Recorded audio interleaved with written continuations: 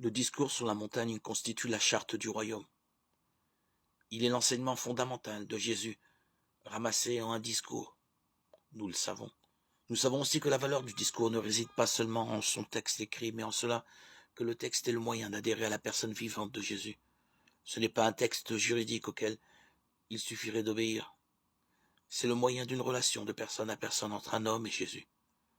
Le discours est la charte du royaume, du fait qu'il est la clé du dialogue avec Jésus et de notre incorporation à lui. Une charte doit se définir en termes simples, accessibles à tous. C'est le rôle des béatitudes faciles à retenir par cœur, récitées ou psalmodiées aux assemblées. Elles ne sont pas une partie quelconque du discours, elles en sont l'introduction et le résumé. On peut dire que le reste du discours est une sorte d'amplification des béatitudes. Et notre méthode de travail tiendra compte de ce fait, qui consistera à analyser les béatitudes à la lumière du reste du discours.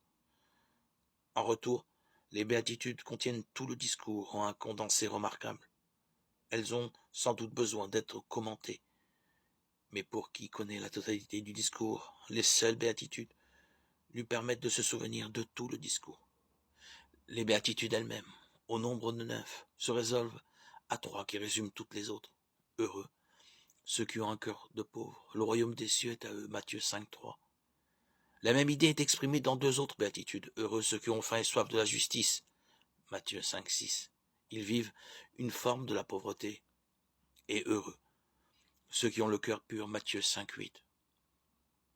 Leur cœur est dépouillé de toute fausse richesse.